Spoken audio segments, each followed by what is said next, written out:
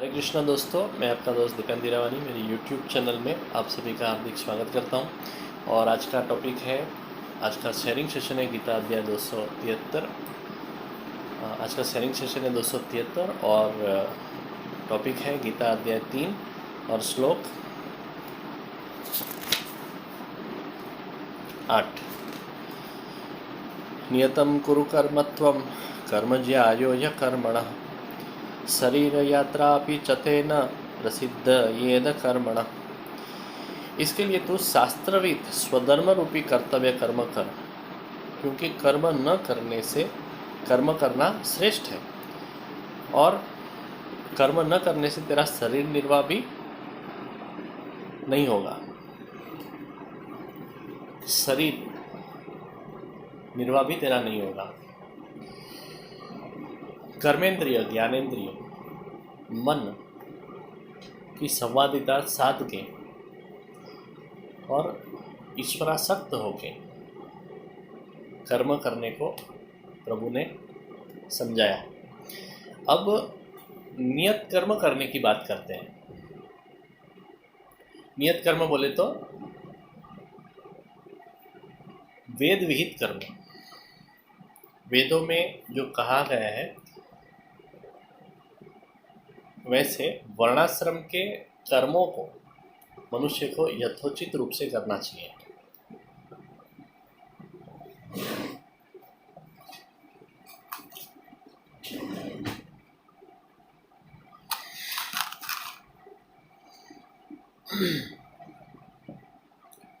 उसकी रोजी रोटी प्राप्त करने के लिए भी जन्मजात नियत धंधे में ही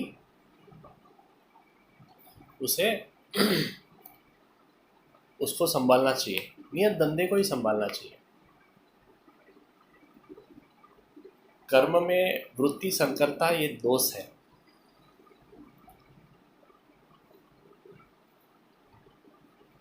मनुष्य समाज का अंग होने से समाज की एकता को टिकाने के लिए उसे प्रयत्न करना चाहिए।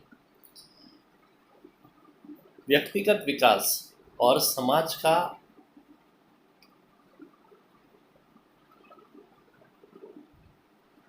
स्वास्थ्य वर्णाश्रम तथा वर्ण धर्म के आचरण पे आधार रखता है।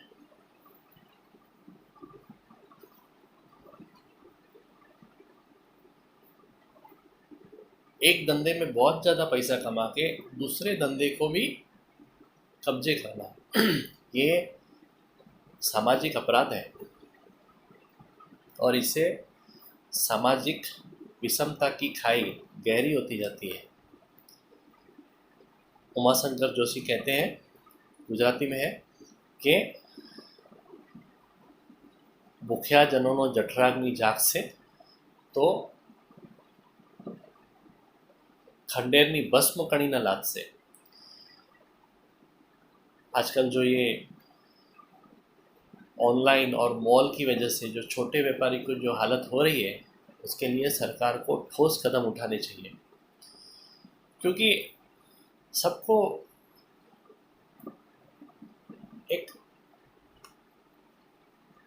सबका विकास होना चाहिए। स्लोगन है ना, सबका साथ सबका विकास,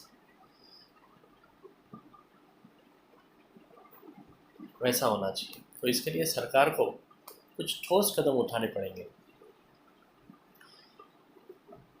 विद्यार्थी को भी अपने अभ्यास के अलावा कोई भी बातों में अपना समय नहीं गंवाना चाहिए।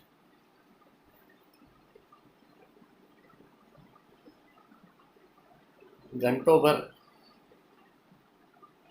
अगर विद्यार्थी प्रार्थना में अगर बैठा भी है तो भी वो अभ्यास के लिए अवरोध है। दिन रात स्नान संध्यादि में और यज्ञ यागादि में व्यस्त ऐसे माधवराव पेशवा को राम शास्त्री ने टोकते हुए कहा कि आपको यही सब करना है तो राजपाट छोड़ के काशी में जाके बैठिए। नियत कर्म करना जरूरी है।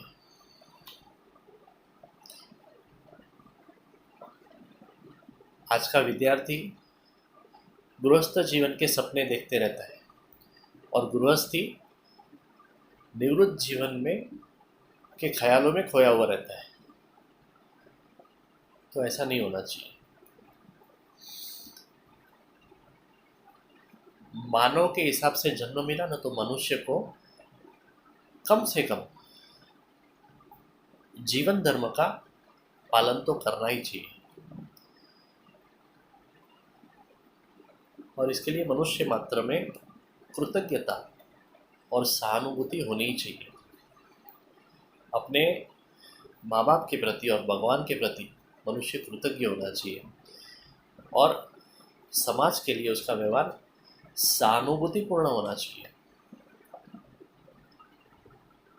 समाज की सज्जनता की वजह से उसको सफलता मिली है और वो आगे बढ़ा है, उसका विकास हुआ है। उसकी अनंत भूलों को समाज ने सहन किया है। तो हमें भी दूसरे लोगों की भूलों को सहन करने को आना चाहिए।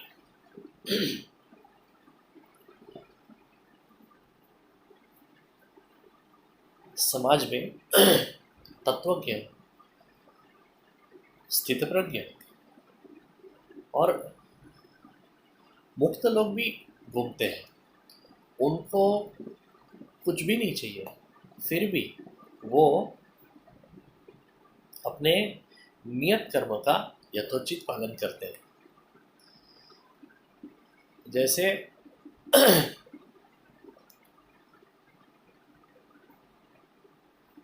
अपने पात्र का, खुद को मिले हुए पात्र को वो अच्छे से निभाते हैं। जैसे नाटक में अभिनय करने वाला अभिनेता अंदर से अलिप्त होने के बावजूद अपने पात्र में वो घुस जाता है, ओतप्रोत हो जाता है। वैसे ही ये स्थितप्रज्ञ, तत्वज्ञ और मुक्त लोग समाज में घूमते हैं और अपने पात्र में ओतप्रोत होता है, अंदर से वो अलिप्त है। जैसे माँ जो होती है ना, वो संसार के